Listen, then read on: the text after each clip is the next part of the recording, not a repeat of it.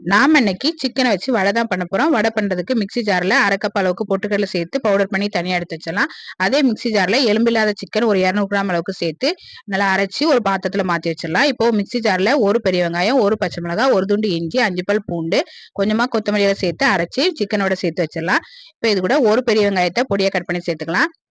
கொஞ்சமா கட் பண்ண கொத்தமல்லி கருவேப்பிலையில, 1/2 ஸ்பூன் மிளகாய்த்தூள், 1/4 ஸ்பூன் மஞ்சள் தூள், 1/2 ஸ்பூன் கரம் மசாலா தூள், பவுடர் பண்ணி வச்ச பொட்டுக்கடலை மாவு, கொஞ்சமா உப்பு எல்லாம் சேர்த்து நல்லா கலந்துட்டு மீத இருக்கிற மாவையும் கொஞ்சமா சேர்த்து நல்லா கலந்து எடுத்து வச்சிடலாம். இப்போ வடைக்கு மாவு ரெடியா இருக்கு. இப்போ மாவுல இருந்து கொஞ்சமா எடுத்து உருண்டை பிடிச்சு உள்ளங்கையில வச்சு மசாலா வடை தட்டுற மாதிரி தட்டி எடுத்துக்கலாம். இந்த மாதிரியே எல்லா மாவையும் தட்டி எடுத்துடலாம். இப்போ அடுப்புல கடாய் வச்சு எண்ணெய் ஊற்றி எண்ணெய் நல்லா சூடானதும் அடுப்பை மிதமான தீயில வச்சு ஒவ்வொரு வடையா எண்ணெயில போட்டு பொரிச்சு எடுத்துக்கலாம். ஒரு சைடு வெந்ததுக்கு அப்புறமா திருப்பி போட்டுடலாம். 2 சைடும் நல்லா பொன்னிறமா வந்ததும் எடுத்துடலாம். ரொம்ப டேஸ்டியான சிக்கன் வடை ரெடி ஆயிடுச்சு. இது டீ காஃபியோட சேர்த்து சாப்பிடுறதுக்கு ரொம்ப நல்லா இருக்கும். ட்ரை பண்ணி பாருங்க.